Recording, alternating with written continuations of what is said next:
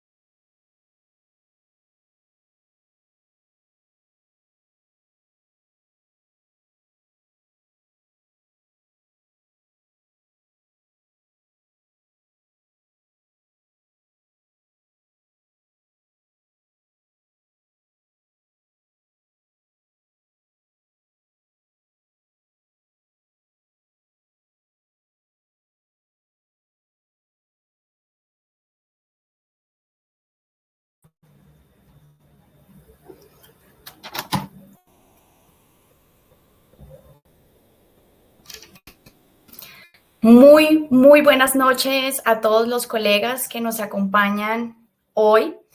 Es un verdadero placer darles la bienvenida a este espacio de formación médica continuada, una iniciativa de FECOLSOC y donde FAES Pharma Colombia lo apoya.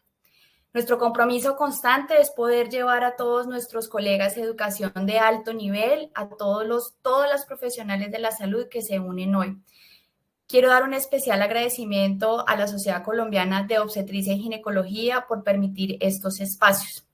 Mi nombre es Lina Bogman, soy la gerente médico para FAES Pharma Colombia y los estaré acompañando en esta hermosa noche. Hoy nos reúne un tema fundamental para nuestra práctica clínica diaria, la vitamina D. Sabemos que su rol en el organismo va mucho más allá del metabolismo óseo y que su deficiencia, la hipovitaminosis D, se ha convertido en un problema o en un motivo frecuente de consulta de nuestros pacientes. A menudo este tema es subestimado, pero tiene unas implicaciones clínicas muy relevantes. Por eso, en esta sesión nos proponemos ir más allá de lo evidente, más allá del sol, como lo decía nuestra invitación. Queremos comprender por qué la hipovitaminosis D no solamente es frecuente, sino también compleja y cómo este conocimiento puede traducirse en una mejor orientación y tratamiento para nuestros pacientes. Hoy contamos con la presencia de un experto de primer nivel, quien nos guiará en esta revisión profunda, clara y basada en la evidencia, que sin duda enriquecerá nuestra visión sobre este micronutriente tan crucial. Agradecemos a todos ustedes por acompañarnos, por el interés en seguir actualizándose y por hacer parte activa de estos espacios que fortalecen nuestra comunidad médica. Sin más preámbulos, quiero presentar a nuestro conferencista de esta noche, quizás conocido de algunos de los que están acá conectados, el doctor Saulo Molina Giraldo. Él es ginecobstetra de la Universidad del Rosario en Bogotá. Es especialista en medicina materno-fetal de la Fundación Universitaria de Ciencias de la Salud en Bogotá. Es fellow de cirugía fetal y terapia fetal invasiva del Baylor College of Medicine Texas Children's Hospital. Magíster en investigación y magíster en docencia universitaria. PhD de Ciencias de la Salud Erasmus Medical Center en Países Bajos. Es el director del programa de la especialización de medicina materno-fetal del Hospital San José en Bogotá. Jefe de la unidad materno-fetal de la Clínica de la Mujer y de la unidad materno-fetal de la Clínica Colsubsidio también en Bogotá. Es presidente de la Asociación Bogotana de Obstetricia y Ginecología y es past president de FECOPEN. Y adicional, el doctor Saulo Molina es profesor asociado de la Universidad Nacional de Colombia, investigador senior del Ministerio de Ciencia y Tecnología. Doctor Saulo, es un enorme placer tenerlo con todos nosotros en esta noche. Bienvenido. Bueno, muy buenas noches a todos, doctora Bojman. Muchas gracias a usted por esa generosa invitación, por esa generosa presentación. Y bueno, para mí un honor y un privilegio poder estar con todos ustedes esta noche para hablar de un tema que me parece súper actual, pero además de actual me parece que es un tema importantísimo para el manejo de todos los médicos que en algún momento tenemos que ver con las diferentes edades de la mujer. Entonces creo que al igual que ustedes al final de esta charla, sientan tanta pasión por esta característica importante de lo que es más allá del sol, para entender lo que es la vitamina D y todo su complejo. Creo que va a ser una charla en la cual vamos a aprender muchísimo y espero que todos al final tengamos un concepto muy interesante acerca del tema. Voy a permitirme entonces compartir la pantalla. Tenemos, antes de que comiences, doctor, tenemos un chat donde pueden registrar las preguntas y al final de la sesión las podemos revisar con toda la tranquilidad del mundo. Entonces, invito a todas las personas que están conectadas, que ya son 100, poco más de 100, para que empiecen a tener en cuenta el chat y formulen sus preguntas. Adelante, doctor. Perfecto, muchas gracias. Solo verifiquen que ya esté proyectado. Sí, señor. Bueno, muy bien. Entonces, como ya nos dijo la doctora Bojman en su introducción, creo que no hay un mejor título para esta charla que entender, aparte de lo que es el metabolismo de la vitamina D, cómo el sol es fundamental. Y por eso, dentro de lo que nosotros vamos a hablar, vamos a entender que dentro de ese metabolismo es fundamental que nosotros tengamos todas y cada una de las situaciones en las cuales el sol, vamos a ver de qué manera interviene en ese metabolismo y cómo vamos nosotros a entender esa hipovitaminosis. Este es el nombre de la charla, básicamente. Evidentemente es una charla de la industria, es una charla patrocinada por la Federación Colombiana de Obstetricia y Ginecología. No tengo un conflicto de interés directo. Es una charla en la que he podido tener independencia intelectual y académica, y además manifiesto que soy parte de la Junta Directiva de FECOLSOC, situación que no tuvo nada que ver con mi escogencia para ser el conferencista de esta noche. En ese orden de ideas, entonces, quiero que cumplamos estos 4 objetivos o estas 4 metas al final de esta charla. Que conozcamos ciertas generalidades de la fisiología de la vitamina D. No es una clase de fisiología, ni más faltaba, pero sí hay ciertos puntos fundamentales cuando hablamos de la vitamina D que es necesario conocer para poder entender el concepto de hipovitaminosis, para que podamos tener el planteamiento de un abordaje clínico y al final del ejercicio asimilemos cuál es el rol del ginecobstetra, porque finalmente somos nosotros los médicos de las mujeres y somos nosotros quienes en algún momento determinado llevaremos nuestra paciente a entender esto.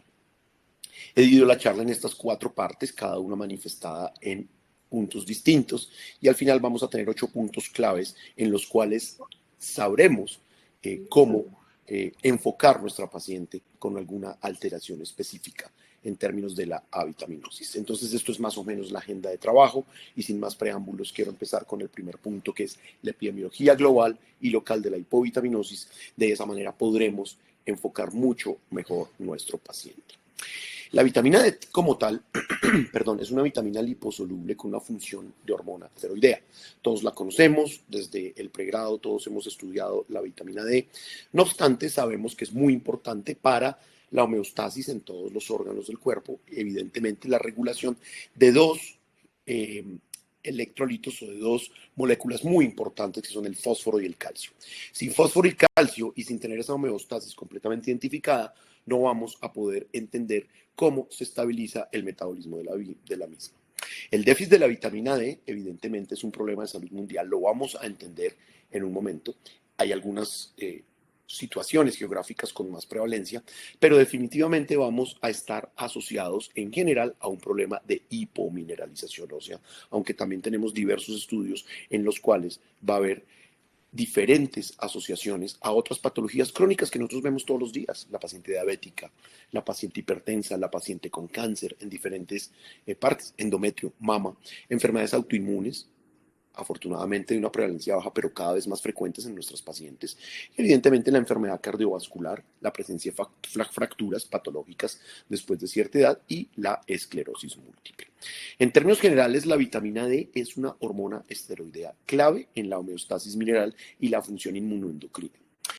Esto es importante porque cuando traté de diseñar una definición que aplicara lo que es la vitamina D dentro del factor hormonal y que lo pudiéramos aplicar a diferentes partes de la vida de la mujer y del área nuestra, que es la medicina materno-fetal, pues definitivamente creo que dentro de esta definición de la hormona debe ir que la suficiencia en el embarazo es fundamental para el desarrollo óseo y neuromuscular fetal. Fíjate que este es un concepto que a veces no manejamos y esa homeostasis tanto de electrolitos como de fósforo, calcio y por supuesto de esta hormona que es la vitamina D, nos lleva a que entendamos cierta modulación de riesgos obstétricos y a eso nos vamos a dedicar un poco más adelante, específicamente síndromes obstétricos como la preeclampsia, la diabetes gestacional y el parto preterno. Y hay suficiente evidencia que nos obliga a conocer este tipo de hormona dentro de la función antiinflamatoria en todas estas características de los síndromes obstétricos. Por lo tanto, es fundamental que nosotros manejemos muy bien el concepto. Esta es una revisión sistemática de la literatura. Nido, qué pena. ¿Sí? Creo que la presentación no está pasando. Te estoy viendo todavía la de contenido. Voy a volver a entrar, entonces voy a suspender y vuelvo a... Dale.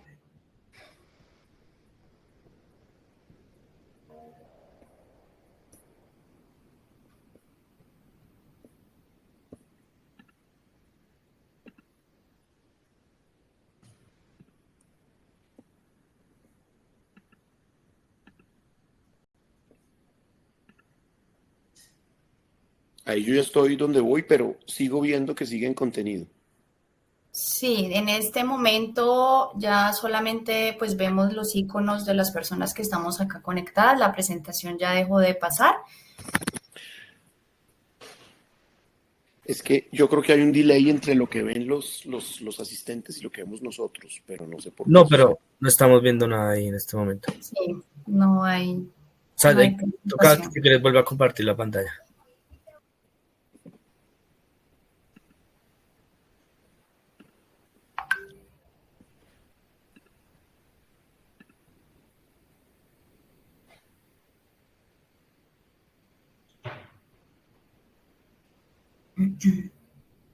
¿Ahí ya están viendo?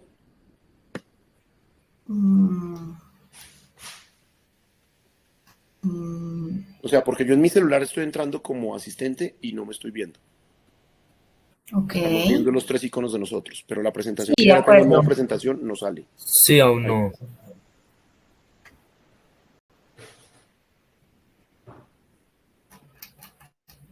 Si quieres, dale compartir pantalla completa.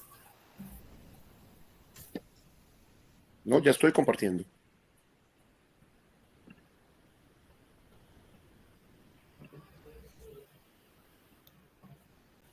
No, no nos deja ver nada. Ahí. ¿Aún no?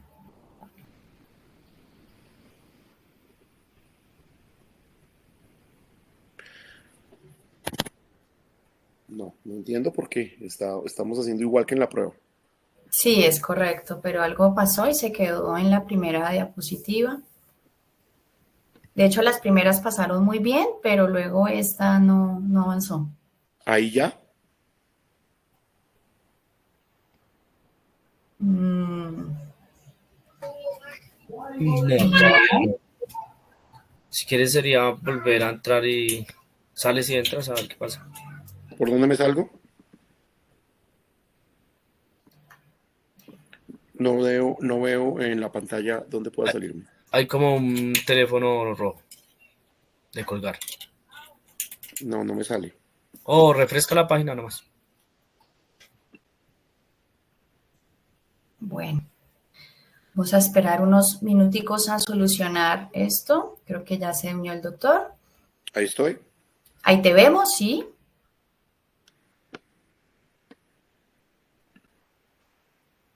Ya tenemos algo. Ajá. Listo, ahora sí.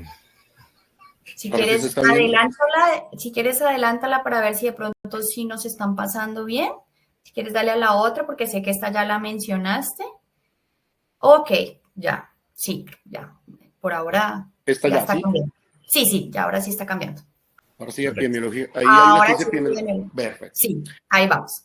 Bueno, muy bien. Entonces habíamos dicho que se considera un problema de salud pública a toda suerte, que es un problema global, no es un problema solamente que nos atañe a nosotros. No obstante, esta revisión sistemática publicada en el año 2023 nos muestra específicamente en más de 7.900.000 participantes de 80.000 países distintos cuáles son los niveles séricos en los cuales podemos nosotros hablar de un déficit. Evidentemente, de acuerdo al punto de corte, nosotros podríamos establecer qué porcentaje de pacientes está en déficit mayor o no. El punto específico de los nanómoles por litro lo vamos a ver un poco más adelante, de acuerdo a los puntos sugeridos por las diferentes sociedades científicas, en orden de poder entender cuando hablamos de déficit, cuando hablamos efectivamente de una falencia completa de la vitamina D. Pero fíjese que si nosotros tenemos niveles por debajo de 30, 15.7%. Debajo de 30 es lo aceptado hasta el año probablemente 2020, sitio etario en el que nos marcó evidentemente la pandemia, porque la pandemia todos sabemos que estuvimos confinados en casa y esto verdaderamente precipitó todo lo que era la hipovitaminosis D, además de los factores de riesgo específicos que podían aparecer con cada una de estas situaciones. De igual manera, si nosotros miramos niveles óptimos para diferentes cosas, como son, por ejemplo, la aparición de preeclampsia, de parto pretérmino, la aparición, por ejemplo, de diabetes en la población general, la población incluso de hipertensión, podemos hablar de hasta 50 nanomoles. Pero incluso con factores evidentes, como era en ese momento el coronavirus, hablábamos de niveles específicos que deberían estar por encima del 80 nanomoles por litro. Y fíjense que si nosotros miramos los niveles óptimos, tenemos un déficit mucho mayor que si nos quedamos con unos niveles basales que en realidad no representan la necesidad propia de cada una de la población. Esto sin contar nosotros el déficit en nuestras pacientes. Fíjense que el 23% de nuestras niñas tiene una deficiencia en la preadolescencia. Eso es un volumen importante. A eso hay que contar que tenemos que si bien hemos logrado corregir ese punto que es el embarazo en adolescentes, sabemos específicamente que ese 15 o 14% de embarazo adolescencial tiene muchos más riesgos y tiene además un déficit para desarrollar ciertas patologías del embarazo. Miremos, por ejemplo, las pacientes en edad fértil entre los 15 y los 49 años y un poco hacia la parte preclimatérica, donde tendríamos un 42%. Entonces vemos cómo ese déficit aumenta en la medida que aumenta la edad de nuestras pacientes. Y de las posmenopáusicas vamos a ver que de cada 10 pacientes, 5 van a tener déficit estando en niveles subóptimos, lo cual va a llevar a un factor de riesgo mucho más alto por la edad en la que se encuentran nuestras pacientes. La prevalencia en general del déficit de vitamina D se ve afectada por diferentes factores, según las latitudes donde vive. Entonces, a mayor latitud, pues mayor prevalencia. ¿Y por qué ocurre esto? Porque sabemos que nosotros acá en Colombia, por lo menos estamos en un área tropical, y en el área tropical nosotros generalmente recibimos los rayos de sol de frente, o por lo menos muy perpendiculares con respecto a la Tierra. Al margen del movimiento que está presente de manera rotacional y translacional, pues evidentemente siempre, o en general, siempre tenemos sol. Y esto nos hace un país tropical, pues privilegiado. Pero si vamos a los países donde tenemos estaciones, pues ahí se van a dar cuenta en ese mapa mundi, cómo de acuerdo a la parte más nórdica o más septentrional, vamos a tener diferentes, diferentes incidencias de los rayos solares, los cuales, por supuesto, hacen que tengamos una alteración en el metabolismo de la vitamina D. Lo podemos ver en los diferentes estudios donde también vemos que casi todos los sitios donde tenemos estaciones hay un déficit de menos de 30 nanomoles por litro si lo miramos digamos, en un promedio general. Claro, hay algunos sitios donde puede estar entre 30 y 50, que es un nivel aceptable para ciertas cosas, pero ya vimos que para evitar o prevenir de manera primaria ciertas especificaciones de estas enfermedades, pues necesitamos unos niveles mucho más altos. Hay otros factores de riesgo como son, por ejemplo, el nivel socioeconómico. Países de escasos y medianos recursos tienen un déficit muchísimo mayor, en menos de 30 nanomoles, casi el 26.7%, pero si ustedes miran ahí, menos de 50 nanomoles, más de la mitad de la población. Y según género, pues tristemente tenemos una mayor prevalencia en mujeres. Nuestras mujeres están mucho más desprotegidas por muchísimos factores específicos en los cuales hace que el déficit de vitamina D cree o genere un factor de riesgo muy superior a lo que se presenta en los hombres. Ahora, la temporada del año lo mencioné someramente hace unos pocos minutos. En temporada invernal o evidentemente en lo que es invierno primavera, los niveles van a estar 1.7 veces menores en comparación con verano-otoño. Y esto evidentemente es porque nos encerramos más, o las personas en esos países donde hay estaciones en el invierno prácticamente no salen, y cuando salen pues la luz del sol incide muy poco en su área geográfica. La edad ya la vimos separada por grupo etario, específicamente para las mujeres. Acá tengo una edad mezclada en términos de mujeres y hombres. Pero fíjese que en general tiene un comportamiento muy parecido. Cuando tenemos menos de 18 años, es decir, ya tenemos población adolescente, hay una incidencia importante. Y cuando nosotros miramos específicamente ya grupos etarios de adultos contemporáneos o incluso de empezar el adulto mayor, pues evidentemente tendríamos una mayor prevalencia de este tipo de cosas. ¿Qué pasa en nuestros países específicamente? Esta es una revisión sistemática de un grupo brasilero en el cual publica en 2023 que definitivamente los déficits de vitamina D menores a 20 nanogramos por mililitro, que ya nos pone un punto de corte distinto a lo que ya habíamos hablado anteriormente. Fíjese que tiene una prevalencia de 34.7%. Eso nos habla de la importancia. ¿Y por qué? A pesar de que tenemos un continente, o por lo menos en Sudamérica, en un área importante de nuestros países, cobijados por lo que hablamos los países tropicales y de esos rayos incidentes de sol. Eso evidentemente lo que nos dice es que nuestra costumbre es no asolearnos o protegernos mucho de estas luces solares, porque claro, tenemos que equiparar, y lo dijo el consenso colombiano para vitamina D publicado hace algunos años, que teníamos que equiparar las luces solar, los rayos de sol para la vitamina D y todo lo que tuviera que ver con ciclo circadiano, con aquellos problemas que se iban a presentar en la piel, evidentemente por la luz ultravioleta. ¿Y cómo está nuestro país? Este es un estudio transversal, analítico, de una encuesta de situación nutricional en Colombia del año 2015, que fue probablemente la última que se hizo, ya un poco desactualizada, pero más o menos coincide con lo que ya habíamos dicho. ¿Qué problema tenemos acá? Que no se incluyó estadística descriptiva de la paciente embarazada. Pero fíjense que los niveles específicos de optimización no están adecuados en nuestra población, esto mezclándolas todas, y ya les comenté que para nuestras mujeres va a estar muchísimo menor. En Colombia en general esta prevalencia es del 45%, ahí está nuestro mapa para entender cómo sería ese comportamiento. Bogotá, acá de donde estamos, tiene una insuficiencia para 40.9% y tiene una deficiencia del 25%. Ya vamos a explicar un poco este concepto. En Quindío, insuficiencia del 23.4% y una deficiencia del 8.7%. Fíjense que en la medida en que cambiamos de clima, Bogotá tiene un clima frío.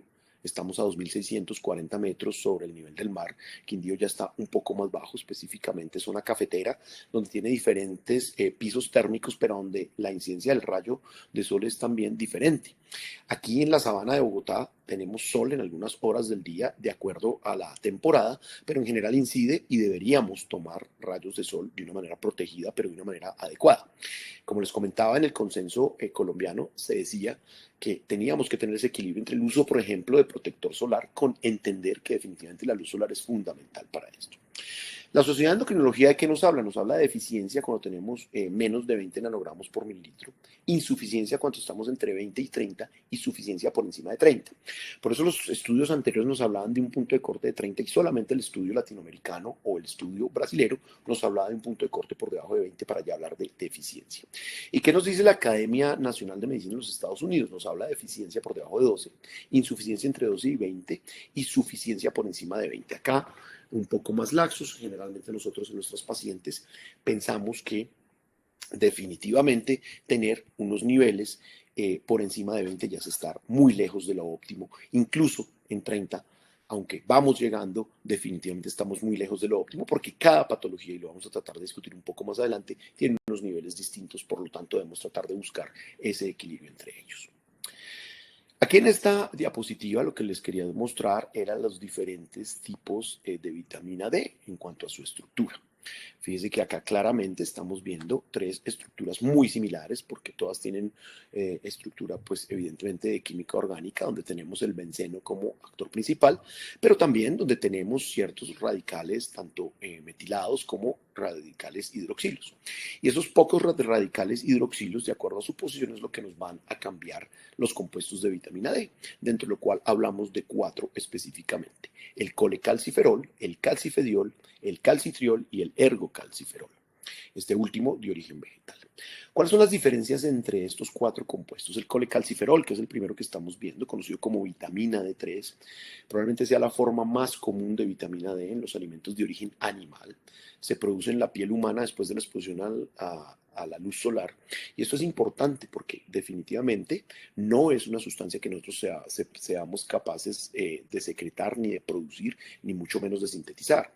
Por lo tanto, necesitamos adquirirla de los alimentos o necesitamos tener una suplencia para llegar a nuestros niveles óptimos. Pero ojo, además necesitamos que estos mecanismos bioquímicos se desdoblen a través de la luz solar. Por lo tanto, en esta primera, la D3, tendríamos que es la forma más efectiva para aumentar los niveles de vitamina D en el cuerpo, probablemente. El calcifediol, que sería la 25-hidroxivitamina D, es el principal metabolito de la vitamina D en el hígado, es decir, después de que tenemos el colecalciferol, va al nivel hepático, ya les voy a mostrar una diapositiva como para acordarnos un poco más fácil, y se metaboliza a calcifediol, el cual es el que utilizamos como marcador de los niveles de vitamina D en el cuerpo, y es el que generalmente tomamos desde el punto de vista bioquímico para hacer las trazas de niveles. Tiene una vida media más larga que la vitamina D3 y eso lo caracteriza. Por su parte, el calcitriol, que es el que vemos a la derecha, es el 1,25-hidroxivitamina D, es la forma activa de la vitamina D en el cuerpo. O sea que ya vimos 3 formas. Una, cómo se metaboliza en el hígado, y otra, cómo la necesito activar, que aquí altamente activa debido a la luz solar. Y esto es lo que definitivamente crea que definitivamente se activa y pueda tener una función específica en los tejidos, a la cual me voy a referir un poco más adelante. Claramente esta se puede producir en los riñones, por lo tanto ya tenemos 3 órganos fundamentales dentro de lo que es el metabolismo de la vitamina D. 1, la piel; 2, el hígado; 3, los riñones. Y claramente aquí esta última va a regular los niveles de la absorción de calcio en el intestino y la reabsorción de calcio también en los riñones. Por lo tanto, su característica es fundamental y su función dentro de la homeostasis de la inflamación es clara.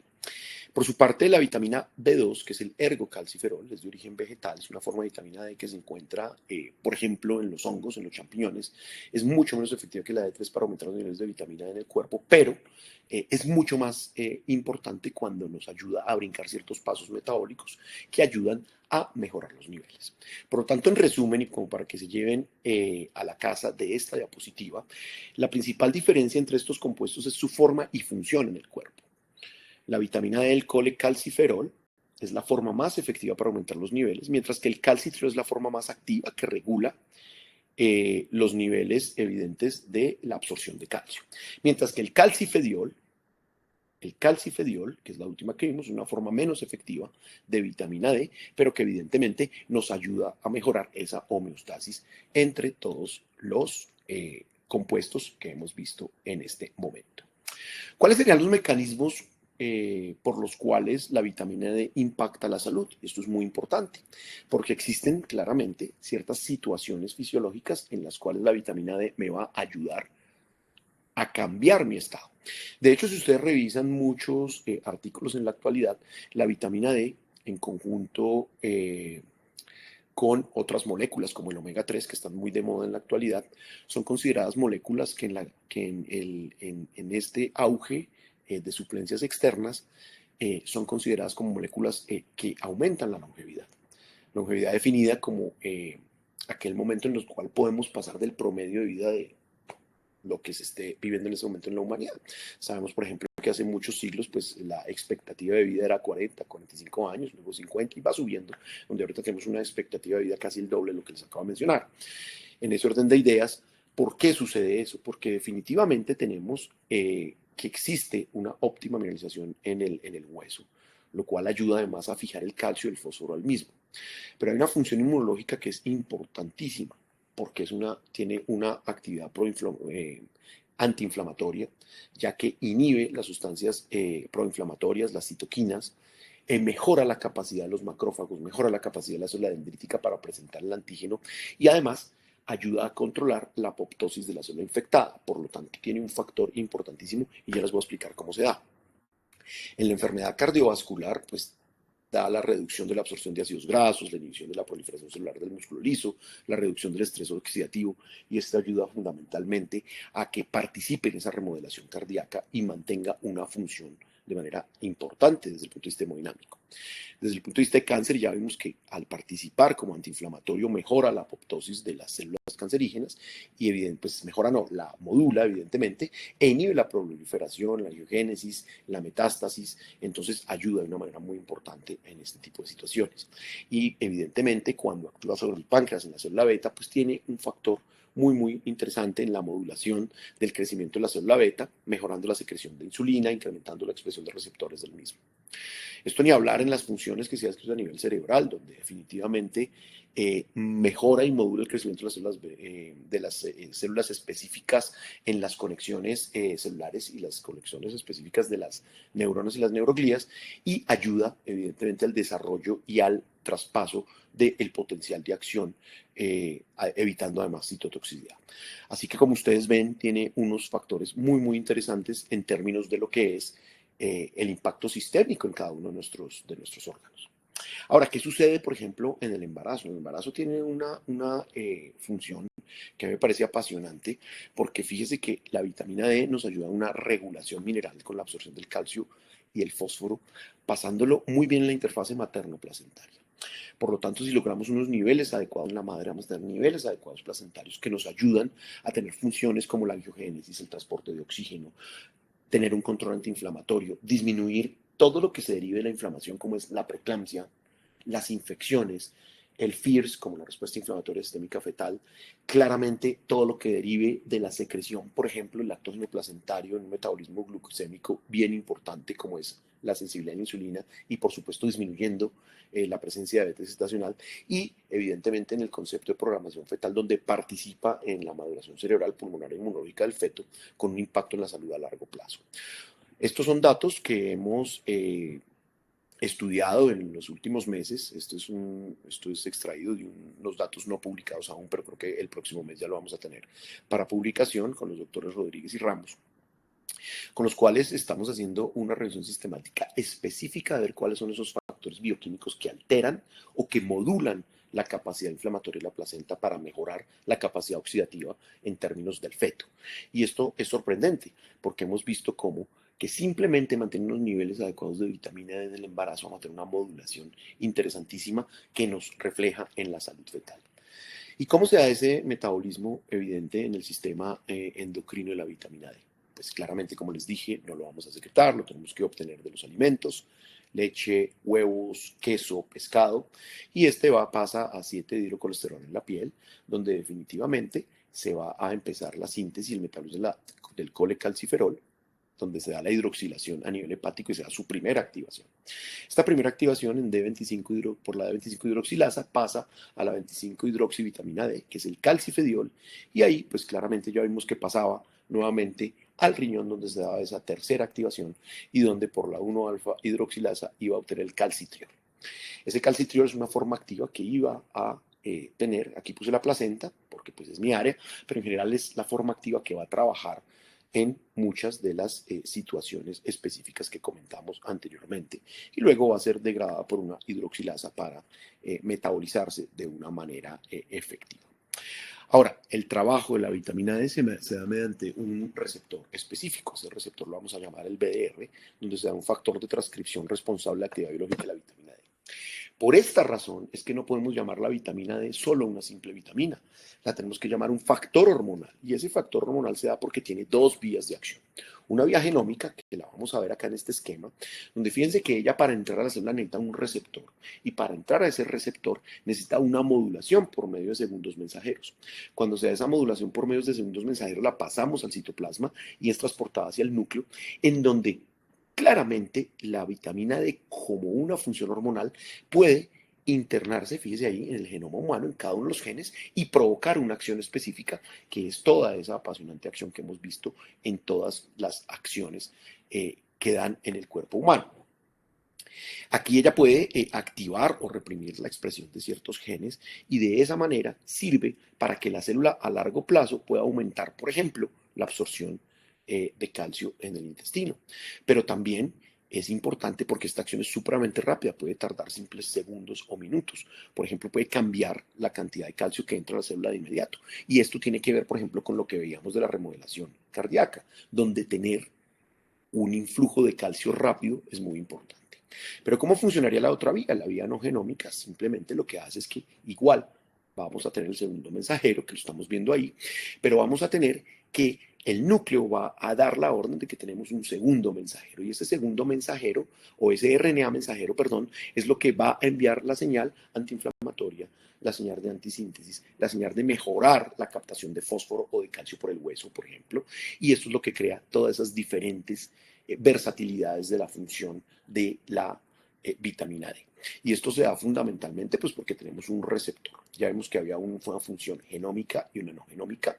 Aquí la vemos con su principal ligando, que es el BDR, y donde tenemos unos genes específicos. Fíjense que el 43% están asociados a metabolismo, por lo tanto su principal función es metabólica, 19% a morfología tisular, 10% a uniones celulares. Esto aplica muy bien para el sistema nervioso central y 10% en procesos de diferenciación y desarrollo. Ahora, hay un punto que a mí me encanta y en el que quiero hacer mucho énfasis, que es el 9% de angiogénesis, porque fíjese que todos los tejidos nuevos, tanto en el embrión como en la placenta, dependen de la formación de nuevos vasos sanguíneos. ¿Ustedes se imaginan qué sería de la placenta sin una angiogénesis adecuada? Pues bueno, ya tenemos la respuesta. El desarrollo de cualquier síndrome obstétrico donde un desbalance antiinflamatorio, proinflamatorio, nos lleva a una mala angiogénesis y el desarrollo de todas las inmunoendoteliosis que ya todos nosotros conocemos. Por lo tanto, es fundamental entender esta vía fisiopatológica. Y sin olvidar este 5% no menos importante de transición epitelial célula mesenquimatosa, que es clarísima para presentar antígenos, para responder a la inflamación, para mandar mensajes de quimiotaxis a otras células. Por lo tanto, este punto es clarísimo dentro de lo que queremos en la hormona D, que es como deberíamos nosotros llamarla. Hay ciertas situaciones muy interesantes como esta, la emisión de la hepcidina. Esto es un poco más complejo. Esta hepcidina, algunos de ustedes la conocen, es una proteína producida por el hígado que juega un papel crucial en la regulación del metabolismo del hierro. Por lo tanto, todo lo que tiene que ver con disminución de hierro, aumento del hierro, modificación de hierro, transporte de hierro, tiene que ver con procesos de vitamina D. La hepcidina no es una hormona nueva, tiene más o menos 25 años de haberse descubierto en la década del 2000, el año 2000 claramente, y desde entonces se ha convertido en un tema de investigación importante. La hepcidina actúa además dentro de una función de regulador negativo en la absorción de hierro en el intestino. O sea, no solamente regula su transporte, sino que regula su absorción y la capacidad que tiene el intestino para no saturar los receptores que tenemos de transporte. Entonces esto es claro para nosotros, por supuesto, tener la posibilidad de entender qué sucede con los niveles de hierro, que era alguna función que hace poco no se conocía. Adicionalmente, la hepcidina es importante porque me regula este metabolismo y su disfunción puede contribuir, por ejemplo, a la anemia por déficit de hierro, que muchas veces no sabemos controlar, que no podemos controlar, que a pesar de la suplencia no nos da y probablemente tenemos una deficiencia de hormona D escondida que no hemos encontrado. Nos sirve para la hemocromatosis también y la anemia que se encuentra asociada a enfermedades crónicas, enfermedades cardíacas, sobre todo enfermedades hepáticas y renales. Muy importante esta hormona D. Ahora bien, mejora la autofagia de macrófagos infectados y de micobacterias, es decir, además de que la célula está fallando, la hormona D nos estimula la posibilidad de que mejore un poco su función. Además, mejora también la posibilidad de que tengamos la mejor producción de interleuquinas y sustancias específicas que nos ayudan a defendernos y aumenta los niveles de interleuquina 10, que es uno de los factores antiinflamatorios por excelencia. Como tal, vemos que tiene 4 funciones adicionales que son muy interesantes desde el punto de vista metabólico. Este cuadro es simplemente para que ustedes recuerden cuáles serían algunas fuentes de diario de vitamina D para que lo tengan en su dieta. El rodaballo sale en todos los textos, ahí les tomé una foto, nosotros acá no tenemos rodaballo, pero tenemos otros pescados como el bonito, el bacalao, acá no lo puse, pero nos sirve también la mojarra, nos sirve el bagre, no tienen los niveles tan altos como estos pescados mediterráneos, pero sí tienen un importante nivel. Mire que la yema de huevo tiene de 160 a 500 unidades internacionales por cada 100 gramos. Si un huevo son 30 gramos más o menos completo, pues estaríamos hablando de que con 3 huevos ya logramos esos niveles, que sería muy importante. El huevo es un alimento completo, ha sido satanizado en términos de yema y clara, pero creo que es el momento de que aprendamos que el huevo de manera tanto como carga proteica como carga de vitaminas debe consumirse. Y ahí hay otros, mire, la leche de vaca, el queso, los sustitutos, etcétera, para que lo tengan ustedes en cuenta cuando tengan que diseñar una dieta o una suplencia externa. Pero, ¿qué manifestaciones clínicas y consecuencias tendría la hipovitaminosis de óseas y extraóseas? Aquí tenemos un esquema donde básicamente, si tenemos una ingesta diaria reducida, es importante que tengamos el sol nuevamente, porque si no tenemos esto, pues vamos a tener una no activación de la vitamina D o vamos a tener una absorción intestinal reducida, con un deterioro crónico y paulatino y progresivo de lo que es el metabolismo y la acción. Los principales efectos óseos que los tenemos acá, pues estarían en la osteopenia y osteoporosis, la fragilidad y las fracturas y la osteomalacia y el raquitismo si es un niño. Es importante que si bien la osteopenia y la osteoporosis es fundamental, tanto en los niños como en el paciente adulto, no debemos olvidar ahora un tema que es bien importante, que es la sarcopenia. La sarcopenia nos va a crear un desequilibrio metabólico importantísimo. Recuerden que dentro de la fibra muscular tenemos una fuente importante metabólica de producción de oxígeno y de estructuras antiinflamatorias, que se dan en la medida en que nosotros tengamos un metabolismo aerobio. Y ese metabolismo aerobio es lo que nos lleva, evidentemente, a tener ese equilibrio y que claramente tengamos que tener una producción de músculo importante. Por lo tanto, siempre recomendar a nuestros pacientes el trabajo muscular. Y del trabajo muscular, probablemente el más importante sea la parte de los miembros inferiores, lo que es área glútea y piernas. Y esto también como una recomendación para todos nosotros. Estas manifestaciones óseas que las tengo ahí, pues evidentemente tendrían que presentarse cuando tenemos unos niveles muy bajos. Pero fíjense que los niveles menores de 25 nanomoles ya conllevarán a esa hipocalcemia y hipofosfatemia con un incremento en la fosfatasa alcalina. Y esto nos va a llevar a esto que hablábamos del sistema óseo como osteopenia, osteoporosis, osteomalacia y raquitismo, que lo acabé de comentar anteriormente. Aquí importante es la presencia de las fracturas por fragilidad, las fracturas de cadera en la paciente ya madura, y evidentemente ya sabemos que en una paciente anciana la fractura de cadera pues nos va a llevar indefectiblemente a complicaciones que usualmente son mortales. Ahora, de las manifestaciones extraesqueléticas, ¿en dónde funciona? Prácticamente en todo. Ya les dije que era la hormona D, que es una hormona específica que ya la catalogamos como la hormona de la salud, de la antiinflamación, de la longevidad. Por lo tanto, la modulación de enfermedades autoinmunes, de enfermedades respiratorias alérgicas, la función y fuerza muscular, la obesidad y su papel específico en el síndrome metabólico, la incidencia y mortalidad en cambios específicos en la frecuencia del cáncer, nos llevan a que definitivamente si no la controlamos o si no tenemos unos niveles adecuados, los pacientes van a tener su calidad de vida, aumentan la mortalidad y claramente le aumentan los riesgos para otra serie de situaciones clínicas. La deficiencia de vitamina D conllevará, pues, desde el punto de vista extraóseo, a otras alteraciones de función celular, a su regulación genética y su sistema endocrino. El 3% del genoma de los mamíferos tiene algún grado de control por la vitamina D. Además, la mayoría de las células del cuerpo expresan receptores para su función o sintetizan su forma activa de manera local. El estatus de deficiencia de vitamina D nos puede causar, además, fuera del sistema esquelético, incrementa el riesgo de enfermedades crónicas como la diabetes, el cáncer, las enfermedades respiratorias y cardiovasculares. Por lo tanto, el tener compensadas estas patologías o estos niveles nos van a llevar a que mejoremos la calidad de vida y, por supuesto, la longevidad de nuestros pacientes.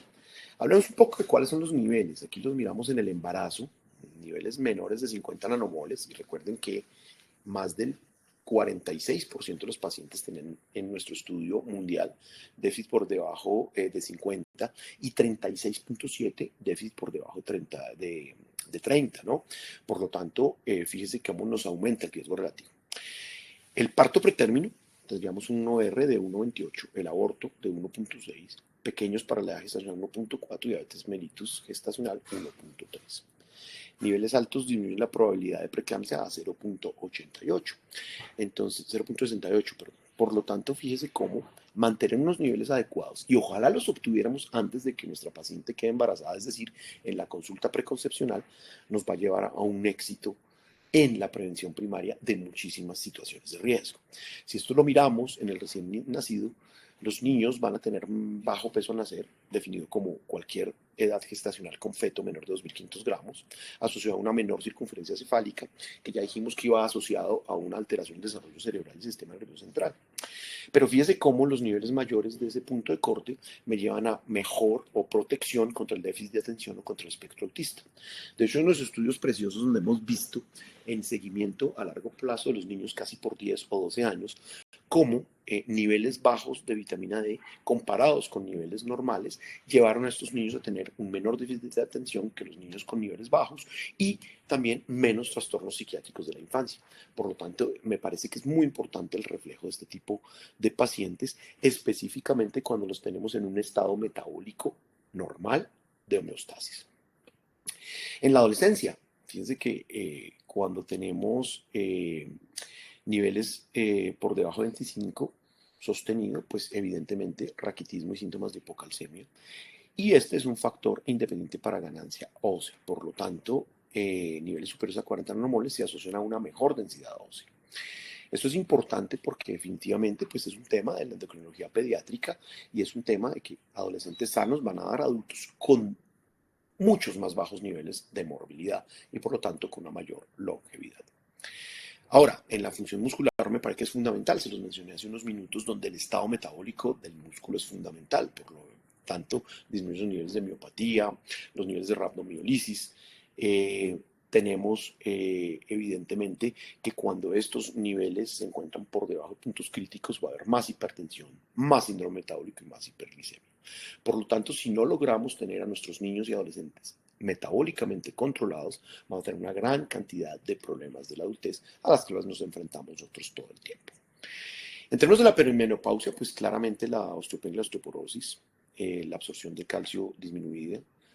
Si tenemos unos niveles óptimos, vamos a mejorar la función muscular, la función de agarre y la fuerza, que ya vimos que esto se relaciona a un mejor éxito metabólico y, por supuesto, a vivir más años.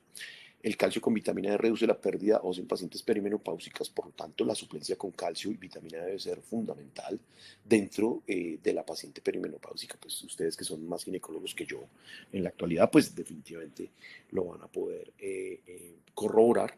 Y por supuesto, hemos visto la reducción en ciertos cánceres como pulmón, mama y ovario, por lo tanto, es importante que tengamos en cuenta la optimización de estos niveles. Pero ¿cuáles serían los factores de riesgo en estos pacientes y qué nos debería llevar a buscar puntos específicos que hemos llamado los determinantes y factores de riesgo para vitamina D? Estos determinantes se dan por grupo etario, pero también por unos grupos importantes de factores.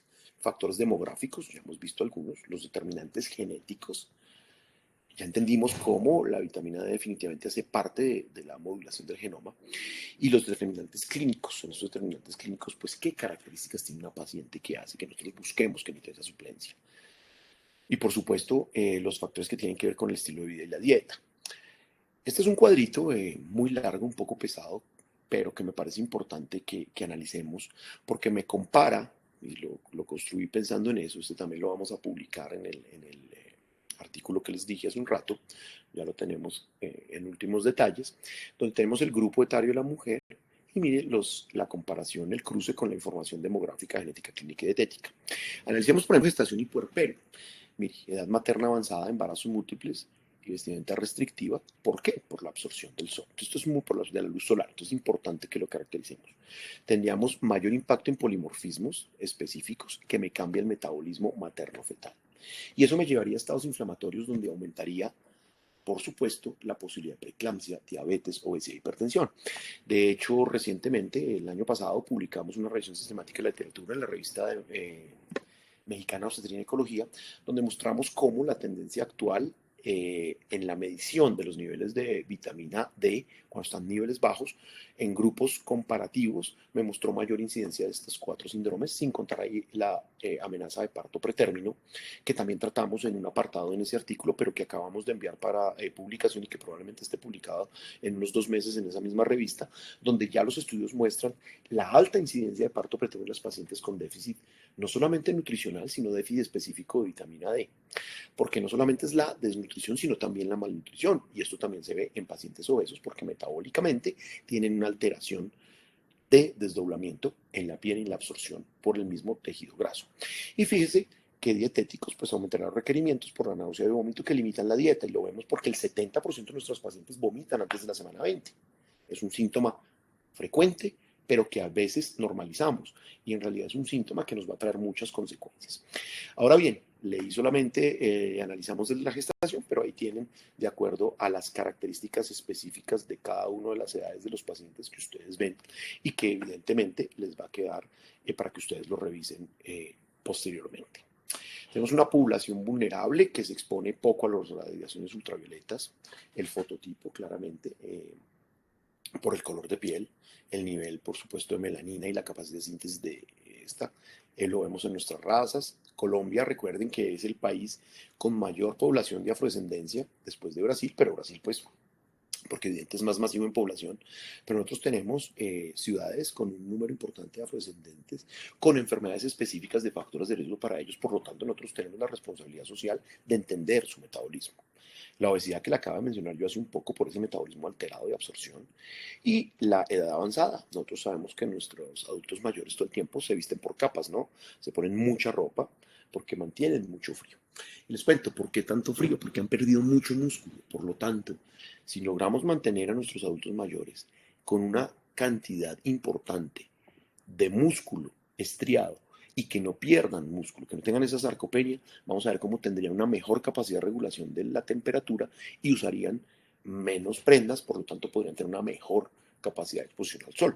Entonces fíjese cómo la fisiología nos ayuda a entender esas alteraciones metabólicas. El déficit nutricional ya mencionado, el genético en el cual hay que enfatizar porque claramente ya vimos que se modula el genoma, el sedentarismo, porque no habría actividad al aire libre, una pobre exposición, ahorita que salimos de la pandemia hace ya 3, 4 años, y las condiciones clínicas distintas, que tengamos un síndrome de mala absorción. Entonces, enfocar nuestra paciente con sus condiciones específicas para brindar lo que ella necesite. De igual manera, tenemos pacientes con enfermedad crónica, insuficiencia hepática, y llevamos que estos son los órganos fundamentales para la activación y metabolismo de este tipo de vitamina hormona. En términos de fármacos, ciertos fármacos van a alterar su absorción. Los anticonvulsivantes, los glucocorticoides, los antirretrovirales, los antifúngicos, resinas de intercambio iónico. Por lo tanto, entonces, tenerlo muy en cuenta cuando la vayamos a analizar en términos del análisis del déficit. El embarazo y lactancia, que es el área que nos motiva, donde tendríamos mayores requerimientos, pero hay menor exposición a la luz solar. Y el bajo nivel socioeconómico, claramente, con una mayor preferencia del déficit en personas con menor nivel de ingresos. Es posible que sea por un menor acceso a alimentos fortificados o una menor exposición solar. Bueno, es muy difícil determinarlo, pero definitivamente hay que tenerlo. Ahora, ¿a quién le deberíamos solicitar niveles? El consenso actual de la Sociedad de Endocrinología, del Colegio Americano de Obstetras y Ginecólogos y la Organización Mundial de la Salud no recomienda el tamizaje universal en la población general porque no es costo efectivo. Pero este detalle de costo efectividad lo hemos oído nosotros a lo largo de nuestra vida para muchas cosas. No consideramos que sea costo efectivo el citomegalovirus, siendo la patología más prevalente. No consideramos la tamización para toxoplasma en algunos países porque no es prevalente. No consideramos la tamización para ciertas patologías, ¿cierto? Cuando en realidad, si ustedes se fijan, en la medida que nos subespecializamos o supraespecializamos en diferentes edades de la mujer, el que es especialista en endocrinología ginecológica, el que es especialista en menopausia, el que es especialista en infancia y adolescencia, los que somos especialistas en medicina materno-fetal, nos damos cuenta que claramente nuestra función en la vida es tamizar a nuestros pacientes, porque es la única manera que nosotros encontremos los riesgos busquemos cuál es la paciente que pueda ser predisponente para una enfermedad y tratar de corregirla antes. Por lo tanto, el tamizaje siempre, a pesar de que hay unas guías, la guía nos da obviamente un basal, pero nosotros somos los que con nuestro criterio clínico debemos tratar de llevar a nuestros pacientes al mejor momento de su salud específico. Claro, los pacientes con enfermedades asociadas a malabsorción, pacientes con enfermedad hepática o renal, enfermedades asociadas metabólicas, pacientes obesas, por lo que acabamos de decir, pacientes con medicación, que también dimos una lista importante, historia de complicaciones asociadas. Este es importantísimo, fíjese que aquí no lo puse, pero lo voy a mencionar, que es la paciente que tuvo preeclampsia, la paciente que tuvo diabetes, la paciente que tuvo parto preterno en embarazo anterior. Hombre, el 10 a 15% de esos pacientes tuvieron déficit de vitamina D que no lo estudiamos.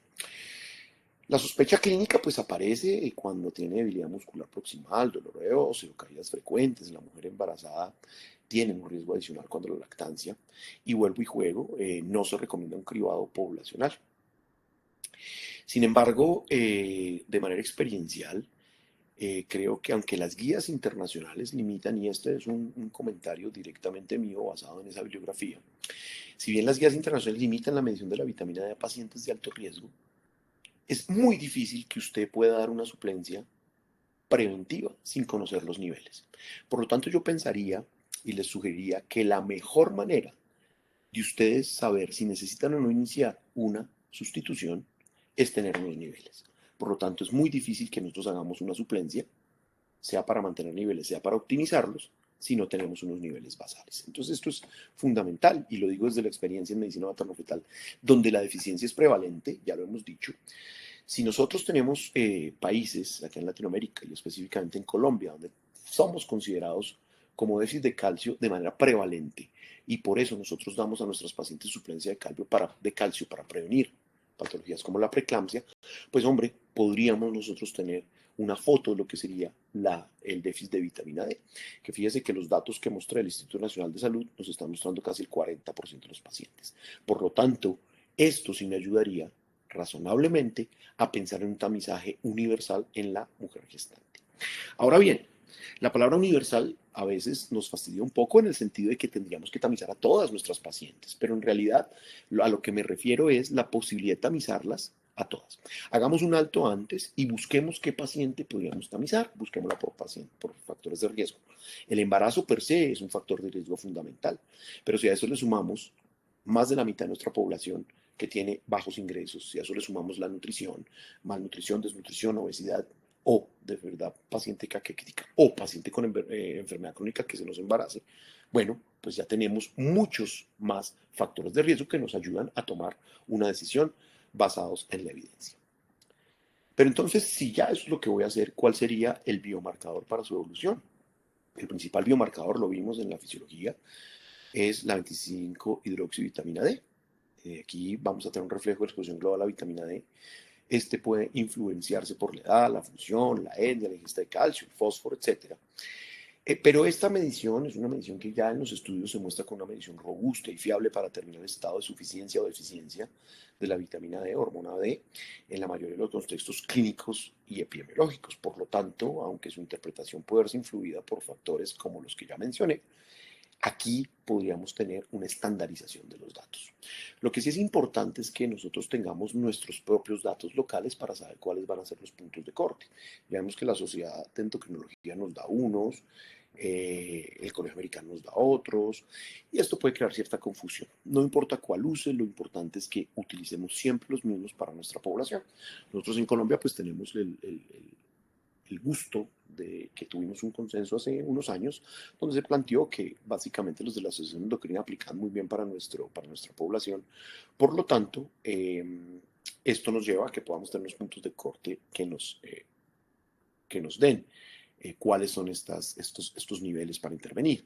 Ahora, hay ciertas situaciones especiales, no hay duda, en las cuales, pues evidentemente, debemos nosotros intervenir. La paratormona a veces puede inferir acá por la alteración del metabolismo del calcio y ver si habría otros niveles, como por ejemplo los cocientes de metabolitos de vitamina D, pero estos son parámetros que no son considerados claves, pero simplemente se los comento acá, para que sepan que lo único que se ha estudiado no es la 25-hidroxi. Ahora, esta paratormona y los metabolitos se ha tratado de estudiar, por ejemplo, en situaciones claves como son la enfermedad renal.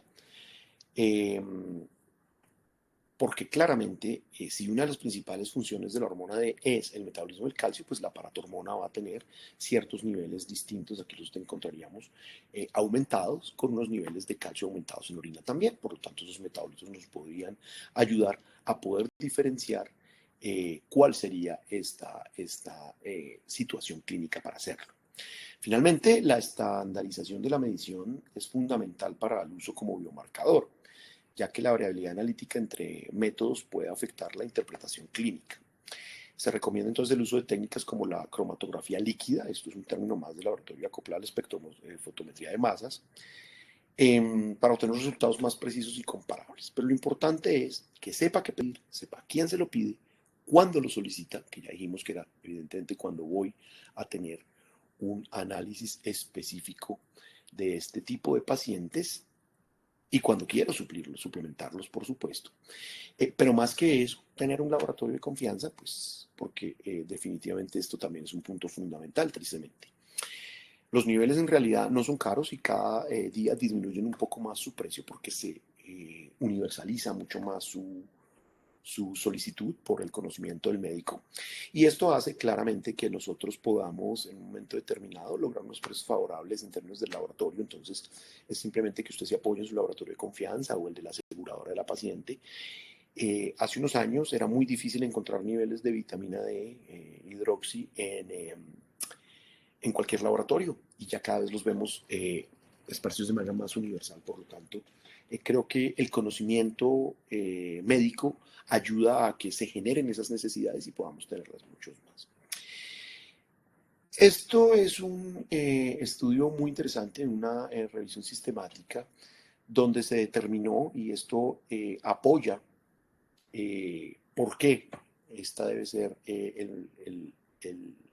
la molécula que solicitamos para los niveles en este estudio, donde se incluyeron ensayos y estudios de cohorte sobre la suplementación dietética con vitamina D, informando la evidencia que apoyaba el hecho de que el mantenimiento de los niveles apropiados de vitamina D podría prevenir la acumulación gradual de este daño molecular y celular asociado al envejecimiento y enfermedades relacionadas con la edad. Esto iba de la mano a obtener unos niveles óptimos en adultos mayores de 50 años sanos, evitando una gran cantidad de complicaciones y comparándolos con diferentes grupos etarios. Al final del ejercicio se dieron cuenta que los pacientes a los cuales se logró un nivel adecuado de la hidroxivitamina D eran suplementados de manera adecuada y que de esta manera podían disminuir claramente los síntomas específicos que se podían presentar o las complicaciones específicas que se podían presentar con este tipo. ¿Cómo clasificaríamos este déficit? Este déficit lo tenemos que clasificar de acuerdo a los niveles. Otra razón más para nosotros poder tener acceso a los niveles de 25-hidroxide. De acuerdo a la clínica del paciente, la deficiencia se ha definido por ser el umbral que se asocia con mayor cantidad de alteraciones óseas, y la deficiencia severa, el riesgo elevado, por ejemplo, de osteomalacia y raquitismo de acuerdo a la edad, o las alteraciones bioquímicas, como tener, por ejemplo, hiperparatiroidismo, hipocalcemia, elevación de la fosfatasa alcalina. Y con estas condiciones hablaríamos de lo siguiente: suficiencia cuando tenemos más de 30 nanogramos, eso es lo universalmente aceptado. Al principio yo les decía que 30 nanogramos como punto de corte deberíamos a veces tener unos niveles mucho más óptimos, pero esto depende claramente de la patología que queramos evitar y de la evidencia que queramos revisar. Si escogemos un punto de corte mucho más alto, vamos a proteger para varias patologías. Ahora, ustedes lo van a ver no solo en su práctica, sino si ustedes mismos se suplementan, que no es fácil llegar a niveles óptimos de vitamina D, porque depende de muchos factores. Pero tal vez uno de los que yo más he observado en mi práctica es la exposición al sol. No nos gusta exponernos al sol, ¿cierto? Y nos ponemos pues el bloqueador, porque también tenemos que tener en cuenta los problemas dermatológicos que esto genera. Insuficiencia entre 20 y 30, deficiencia menor de 20 y deficiencia severa menos de 12. Fíjense que aquí mezclamos lo de la Sociedad de Endocrinología, que es lo que aceptamos universalmente, con la otra clasificación de la OMS, que nos hablaba ya de deficiencias más específicas. Pero aquí mezclamos estas cuatro para poder clasificarlo y de esa manera poder en algún momento llegar a un umbral óptimo. Las diferentes sociedades internacionales reconocen que un umbral óptimo puede variar de acuerdo al contexto clínico y a la población evaluada. Situaciones a tener en consideración a la hora de que nosotros definamos a qué paciente clínicamente vamos a sustituir o a tratar. Luego, esto es fundamental. Nos vamos acercando ya al final, en donde definitivamente uno de los puntos importantes es el rol del ginecobstetra. ¿Y cuál sería nuestro papel entonces en estos pacientes? En la consulta ginecobstétrica pienso que la evaluación del riesgo y la optimización del riesgo es fundamental. Cuando a uno le preguntan por qué su centro es bueno, por qué su consulta es buena, por qué su unidad es buena, creo que hay dos puntos fundamentales a tratar. Uno, porque hacemos un manejo del riesgo y una optimización del mismo. Y dos, porque nuestros procesos tienen calidad suficiente para brindarle a nuestro paciente la tranquilidad que merece, ¿cierto? Cuando hablamos de optimización del riesgo, identificación del riesgo, tenemos que ver qué tipo de paciente vemos nosotros. Vemos paciente embarazada, claro, ha bajado la tasa de natalidad, es claro, pero sigue habiendo pacientes embarazadas. Fíjese que va a pasar una cosa curiosa, ¿no? Bajó la tasa de natalidad, pero la complejidad de las pacientes sigue siendo alta. En algo estamos fallando. Y estamos fallando en esa prevención primaria, en identificar el riesgo. Hay muchísimas escalas de riesgo en la literatura para medicina materno-fetal y alto riesgo obstétrico que probablemente usted utilice, y si no, pues lo invito a que las mire, porque sí es importante que de una manera objetiva sepamos cuál paciente es de alto riesgo o no. Las pacientes en puerperio y lactancia, que ya vemos que es un factor importantísimo por su alta carga calórica, por su alta carga energética, por su alta carga emocional. La paciente posmenopáusica, para muchos de ustedes. Y recuerden, cada vez tenemos más pacientes obesas. La obesidad, que es la epidemia del siglo XXI en Latinoamérica, nos marca casi por encima de la mitad de las pacientes con una malnutrición.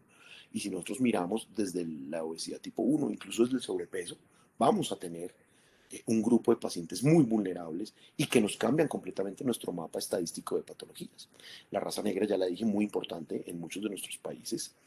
La dieta restrictiva o baja exposición a luz solar. Entonces, ahora que está tan de moda la suplementación, las dietas, muchas de nuestras pacientes creen mucho más en el Google, en el Instagram y los consejos dietarios que ahí les dan que en el consejo que le da a usted como médico.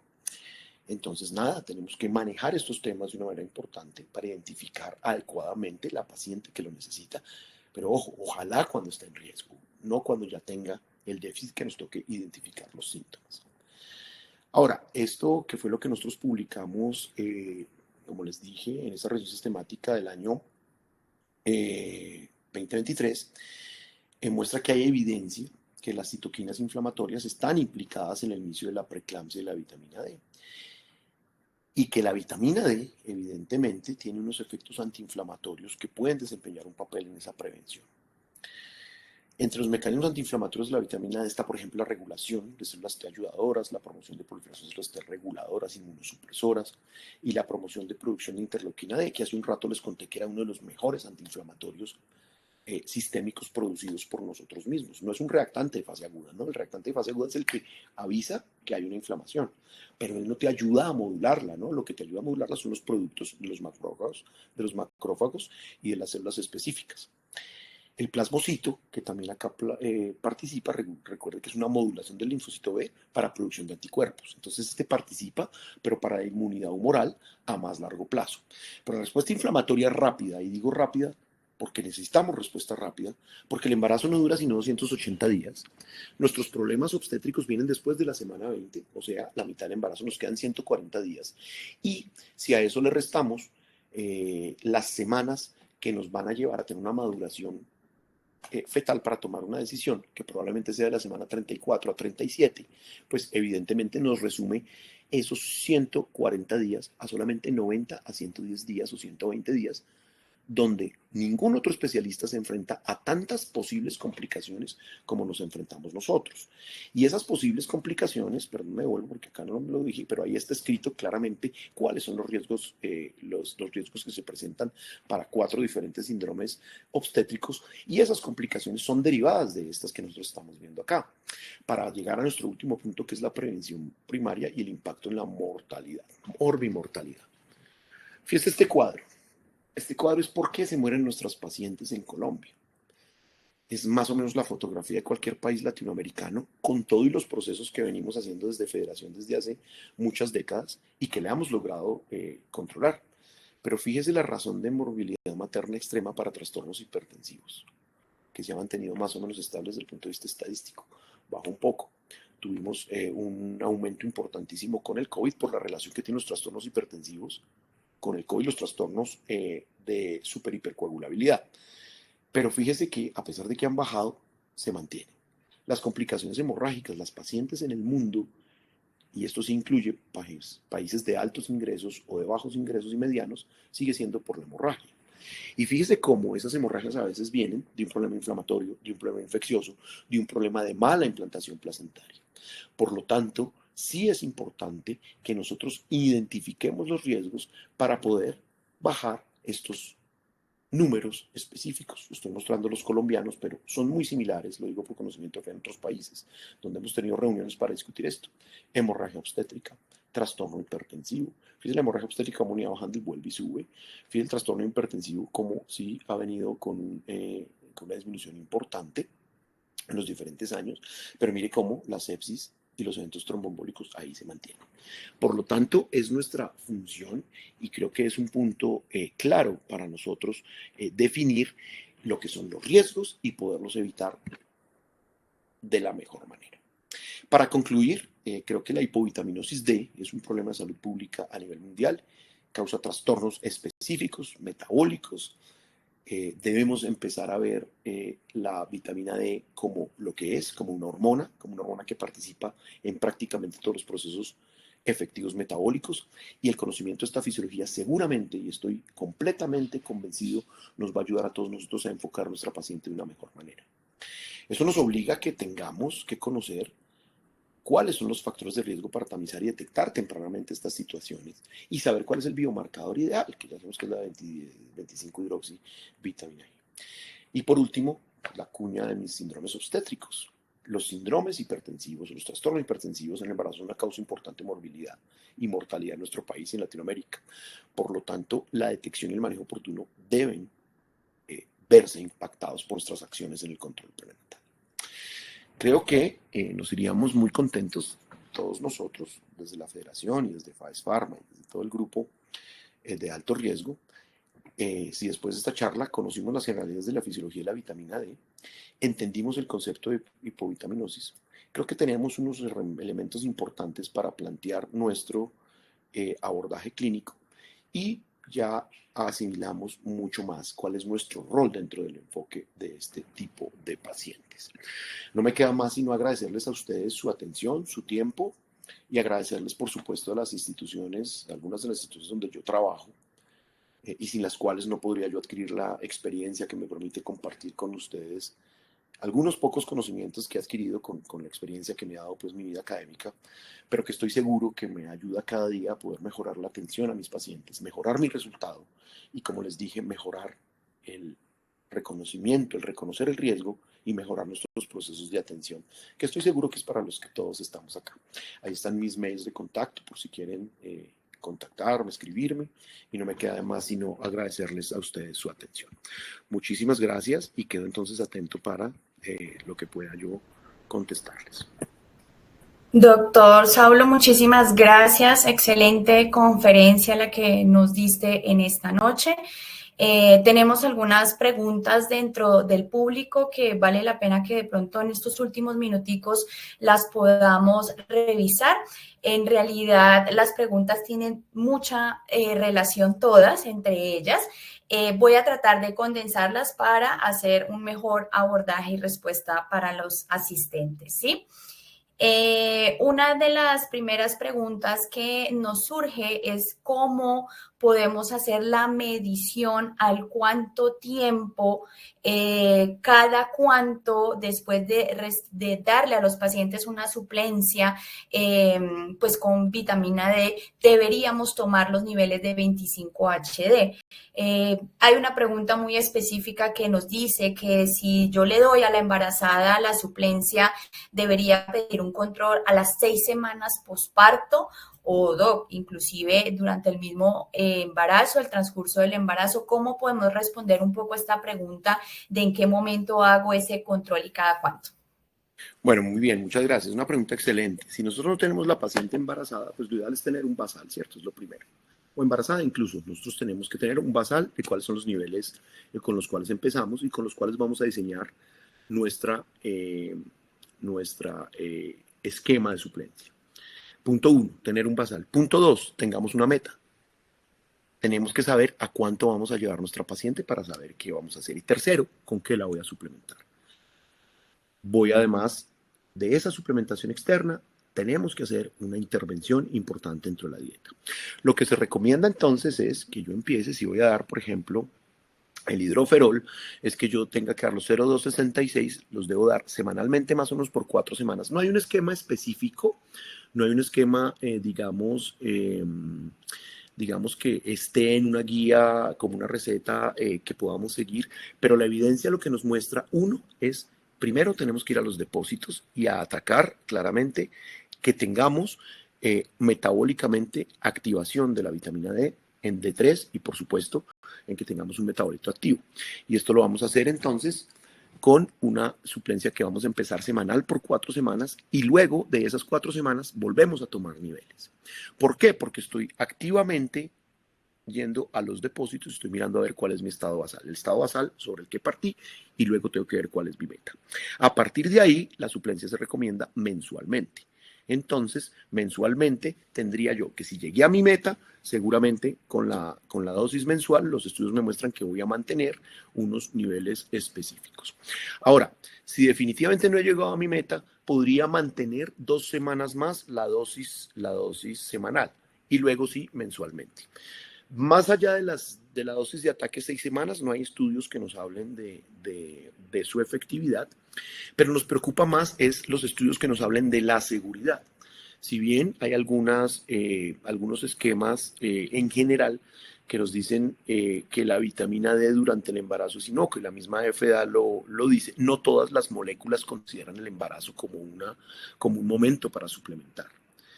Esto lo hacen a veces por desconocimiento, a veces porque no hubo la necesidad de que estuviera aprobado, a veces porque al embarazo todos los que no somos y tratamos embarazos pues le tenemos mucho miedo, pero en general sabemos que las suplencias durante el embarazo son fundamentales. El embarazo no es una época, por ejemplo, para hacer ejercicio, para empezar a hacer ejercicio si uno no hacía ejercicio antes, no es una época para uno hacer una dieta restrictiva si uno no la hacía antes, pero sí es un momento para mantener el ejercicio si uno lo practicaba, para mantener unos hábitos saludables si uno los tenía y lo que hace es incrementarlos. Entonces, en resumen, debemos nosotros actuar de una manera global, de una manera multidisciplinaria, tener un basal, tener una meta y comenzar la suplencia. Y cuando acabamos la suplencia de ataque, 4 a 6 semanas, hacer unas nuevas niveles para saber si ya llegamos a nuestra meta y ya mantener un mantenimiento mensual. Con respecto a la segunda parte de la pregunta que hace la doctora, de que si le esperamos al puerperio, también lo podemos hacer, pero si tú ya tienes tu paciente con unos niveles óptimos en el embarazo, mantienes la misma suplencia y puedes seguir durante el puerperio. Acuérdense que el puerperio, que ahorita lo llamamos la 4ª fase del embarazo, ¿cierto? Que es una época olvidada por muchos, porque para muchos se tiene el bebé y ya se acabó todo, incluso para la mamá, en realidad no. De hecho, los esquemas de Near Miss y de MME, de morbilidad materna extrema, nos hablan de que tenemos que seguir nuestra paciente embarazada durante 41 a 42 días más para poder tratar de prevenir esas complicaciones que se pueden presentar en un momento determinado. Esta también es una situación que nosotros debemos prevenir. Por lo tanto, después de las 12 semanas de que ya la señora tuvo su parto, ahí podemos pedir unos nuevos niveles para saber cómo vamos a regular la lactancia. Entonces creo que esos serían 3 semáforos, llamémoslos así, importantes para poder saber qué hacemos con nuestra paciente embarazada. Doc, otra pregunta que también la voy a condensar porque hay varias del mismo estilo y es una pregunta que inclusive nos surge muchísimo. Voy a tratar de ponerlas en 2. La primera es, entendemos que todavía las sociedades y a nivel mundial no nos hemos podido poner tan de acuerdo en cuál es ese nivel óptimo que deberíamos tener. Sin embargo, sabemos que más o menos un nivel óptimo empezaría más o menos en 30 nanogramos por mililitro. Sin embargo, en una paciente que está en embarazo, estas metas deberían ser mayores. Ya hoy en día sabemos que para obtener esos beneficios extraóseos que llamamos, seguramente llevamos a niveles un poco más altos. ¿Cómo partimos en la embarazada para poder determinar cuáles son esos mejores niveles a los que deberíamos llegar o la meta, como lo mencionas? Bueno, este es un punto importantísimo. Ya lo dijimos que 3 sociedades científicas que mencioné ponen en general el punto de corte de 30, otra pone entre 20 y 30, pero 30 me parece que es un punto en donde hay un consenso. Es un punto general, digamos, un punto general como para estar bien, pero si nos vamos a cada estudio específico, pues acá no los discutí porque no era el objetivo de nuestra charla hoy hablar, digamos, de síndromes obstétricos y niveles de vitamina D. Pero desafortunadamente, si me voy a cada síndrome obstétrico tiene resultados de metaanálisis con puntos de corte a diferente nivel. Por ejemplo, si yo me voy a los niveles que me pedía el COVID y embarazo para poder disminuir la incidencia de síndromes obstétricos, estamos hablando de 80. Ahora, mantenga unos niveles de 80 de vitamina D. Eso no es tan fácil. Eso incluye no solamente una dieta adecuada, sino una suplencia fundamental y la exposición a la luz del sol, como lo hemos dicho. Pero digamos que 30 me permite ciertas libertades. Yo pensaría que en general, de acuerdo a los estudios de la publicación que les comenté que habíamos hecho, teniendo en cuenta que de parto pretérmino tenemos un aumento de riesgo de 1,28, de aborto de 1,6, de preclam, de pequeño, restricción de crecimiento de 1,4, de edad gestacional de 1,3. O sea, en todos me marca más riesgo el déficit. Y yo debería tener siquiera lo más cercano a 40-50. Yo creo que esto me daría un poquito más de tranquilidad en términos de los niveles y esto me permite cubrir de esas 4 situaciones que dije. Saquemos el aborto porque el aborto fue en primer trimestre, pero metámosle, por ejemplo, la pérdida intrauterina después de semana 20, que se llama óbito, en la cual los estudios no son conclusivos, pero sí nos muestran también una característica importante. En este tipo de pacientes también podríamos tener un beneficio que seguramente los estudios que saldrán para el 26 y 27 nos muestran un efecto. Casi todos concluyen que para la gestación tener unos niveles de 50 podría ser un punto mejor. Ahora, lo que sí no tenemos un consenso es cuáles deberían ser mis niveles en la consulta preconcepcional. Es decir, la señora consultó, me quiero embarazar, usted le pide lo que le pide a su paciente, le hace los exámenes, usted dice, listo, ya está lista. Todos acá sabemos lo que se le pide, pero digamos, le pidieron su perfil de infección, citomegalovirus, toxoplasma, que no se pide sino en la preconcepcional. Los que más nos ayudan con la consulta preconcepcional en general son los centros de infertilidad, porque tenemos un porcentaje muy bajo de consulta preconcepcional, desafortunadamente. Pero, ¿cuál debe ser el nivel de vitamina D? Si yo empiezo esta paciente, encuentro los factores de riesgo y formulo a la paciente para algo, dentro de eso deberíamos tener unos niveles de vitamina D. Claro, recuerden que si yo hago estudios poblacionales de economía grandes, me va a aumentar los costos. Pero por eso les dije en la diapositiva en la que teníamos la posibilidad de saber, hombre, lo tamizo a todas las señoras, lo hago de manera universal o me quedo yo con esas pacientes. Y yo les decía, listo, si yo me voy a la evidencia pura me dice, no lo tamice, quédese así, no es necesario. Pero si nos vamos a buscar riesgos, que es nuestra verdadera función, si nosotros vamos a buscar el riesgo de preeclampsia, el riesgo de aborto, el riesgo de restricción, el riesgo de parto pretérmino, y nuestra paciente es obesa, o tiene un déficit nutricional, o es una paciente de bajos ingresos, o es una paciente que por sus características sabemos que está hacinada, por ejemplo, que no tiene salidas frecuentes y que no tenga contacto con el medio externo por cualquier razón. Por ejemplo, está confinada a una cárcel, que las tenemos, o es una madre comunitaria que no sale, que tiene riesgos, por ejemplo, para citomegalovirus o para déficit de vitamina D. Ya esa pregunta nomás ya le hizo un tamizaje. Entonces, a esa paciente le podemos hacer un tamizaje de niveles de vitamina D. En general, yo sí considero que si escogemos nuestra paciente en la consulta, es una paciente que se va a beneficiar de los niveles de vitamina D porque nos va a permitir saber en qué niveles los lleva. Yo pensaría que, como les dije, no hay consenso. Por lo menos nuestra paciente no embarazada deberíamos tenerlos en 30, que pase un nivel bueno para empezar, y con su suplemento vamos a lograr unos niveles mucho más óptimos, que ya les dije, me gusta mucho Yo la llamo regla del 4 o del 6 más 1 mensual, que es darla por semana, tomar unos niveles y ya sé si le va a seguir su suplemento de depósito o no. Listo. Otro detalle importante, no nos sirven todos los suplementos de depósito. Está comprobado, por ejemplo, que las megadosis de vitamina D a veces nos aumentan la excreción de la misma y que además se nos llevan el calcio por delante. Entonces, cuando usemos megadosis, miremos bien cómo la vamos a usar y en qué momento específico vamos a hacer la suplencia, porque no todas las dosis, no recuerdo bien los estudios, pero incluso, porque a mí me gustaban para uso personal las megadosis, más de 100.000 unidades, y me parecían muy cómodas porque era cada 2 a 3 meses. Pero los estudios están mostrando que por encima de 50.000 unidades ya vas a tener problemas de absorción y que lo óptimo probablemente sea dar o las 1.000 diarias, que es un problema de olvido y de incomodidad, o dar las 7.000 semanal. Listo. Con esta molécula nos permite dar la semanal para ataque y una mensual. Me parece que es supremamente cómodo, 266 unidades. Esto nos permite un manejo mucho mejor de la dosis, un manejo mucho mejor de la molécula y, por supuesto, saber exactamente cuándo pido los niveles, que fue lo que contesté en la charla anterior. Ok. Doc, muchas gracias. Yo creo que hay una última pregunta que vale la pena hacer y que la alcanzaste a resolver en este último pedazo y me da pie para poderla hacer. Y es que evidentemente tenemos pacientes que no resuelven la causa tan fácil de su hipovitaminosis. Entonces tienen alguna condición de base, no toman sol, no comemos bien, etcétera, etcétera. ¿Por cuánto tiempo tengo que mantener la suplementación si no estoy corrigiendo estas posibles causas de hipovitaminosis? ¿Por cuánto tiempo la debes mantener? Pues es que lo ideal es que uno busque cuál es la causa de que no la tenga.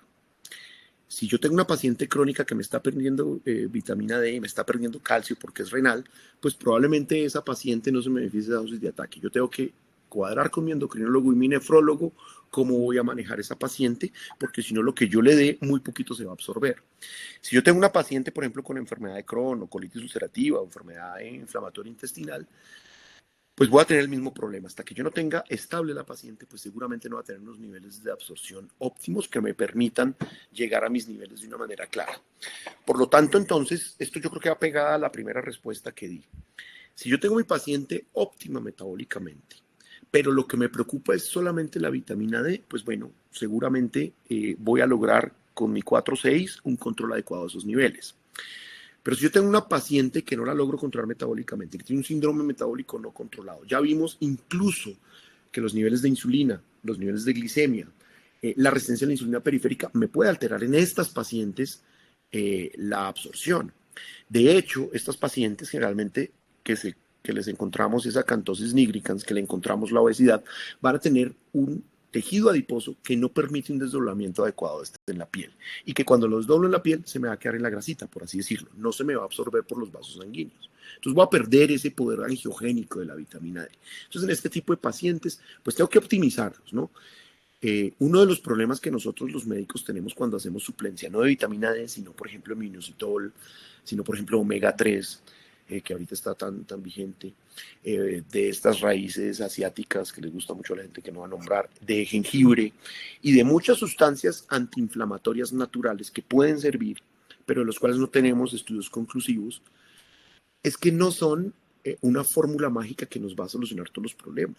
No, pero para eso está uno de médico, ¿no? Para eso estás tú de médico de cabecera, que vas a enfocar tu paciente, vas a buscar los riesgos, vas a intervenir el riesgo, pero vas a llevar la paciente a un estado de homeostasis adecuado. Entonces, una señora que no tiene por qué estar hiperglicémica, que la tienes que tener un peso ideal, que no tiene que tener un índice de masa corporal tan alto, y recuerde que esto va de todo, ¿no? En la nutrición, en el estilo de vida, etcétera, y ojalá lo hagamos antes, pero si ya nos tocó embarazada, como le digo yo a las personas que guío en la universidad, si está embarazada ya no la puede mortificar, que porque está tan grande y se embarazó, o de porque está tan enferma y se embarazó, ya está embarazada. Ya tenemos que buscar otras cosas. No le podemos agregar además el problema emocional de la paciente que ya de por sí está muy alto. Entonces, no es dar solamente la suplencia de vitamina D, no, es estabilizar nuestra paciente desde el punto de vista inflamatorio y desde el punto de vista integral, y ya cuando la tenga óptima, ahí ya comienzo a darle todo lo que necesita para que esté en una homeostasis fisiológica. Porque al final del ejercicio, como lo explico yo también a mis alumnos, al final del ejercicio es oxigenar mi paciente. Yo tengo que mantener una mitocondria oxigenada con 25 torr de presión de oxígeno en la cadena respiratoria del citocromo P450.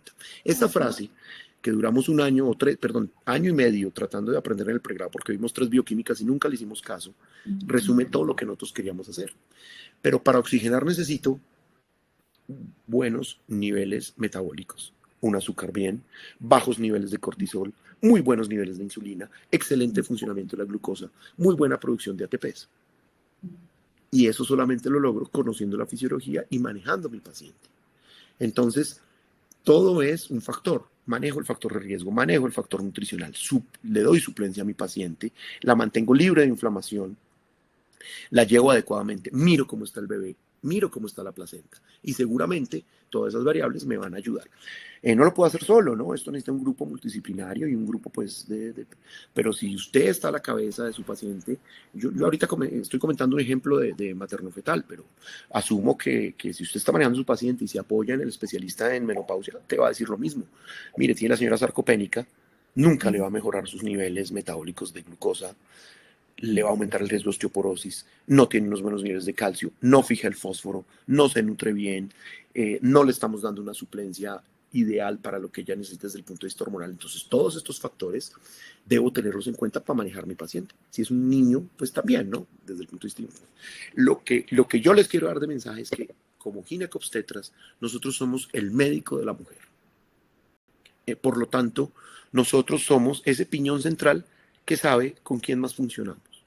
Nosotros no podemos ser el coadyuvante de otro especialista sin demeritar su función, pero nosotros somos el médico de nuestras pacientes. Por lo tanto, nosotros debemos manejar el grupo multidisciplinario y no dejarnos manejar por el grupo multidisciplinario a nosotros, porque nosotros somos los que conocemos mejor de la fisiología femenina, mejor de la fisiología de la mujer, mejor de la fisiología del embarazo. Entonces se cae su peso porque estamos ahí. Bueno, podríamos quedarnos aquí horas y horas hablando de este tema tan apasionante. Sin embargo, pues se nos acabó el tiempo, doctor. Súper interesante todo lo que nos acabas de mencionar. Creo que hemos respondido las preguntas de una manera muy concreta de todo lo que nos preguntaron en el chat. Traté de condensarla de mejor manera y que fuera clara para todos. Doctor, pues nada, muchísimas gracias. Quiero despedirme pues en nombre de FECOLSOC y por supuesto de Faes Pharma, agradecer a todos los colegas que nos acompañaron hasta el final por esa participación en este webinar sobre hipovitaminosis D. Dedicarle un tiempo a esto para actualizarse y compartir este espacio académico realmente es muy valioso, no solamente para nosotros, sino para principalmente nuestros pacientes.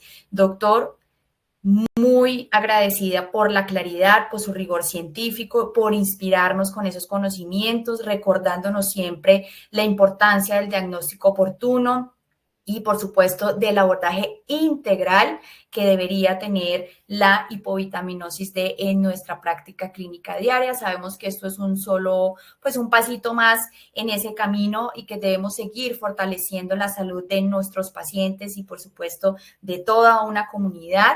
Y pues a todos los asistentes, gracias. Los invitamos a continuar acompañándonos en las próximas actividades académicas que tenemos de FECOLSOC.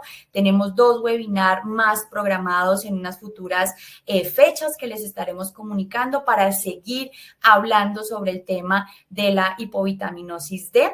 Nuestro compromiso pues es la actualización científica de todos ustedes y pues nada, muchísimas gracias y nos vemos en el próximo encuentro. Nido, muchas gracias. Bueno, no, a ti muchísimas gracias, muchas gracias por el espacio, creo que funcionó muy bien y bueno, muchas gracias a los excelentes y generosos comentarios de todos ustedes, de todos los asistentes, ¿no? Demasiado positivos y bueno, no, me voy muy contento porque,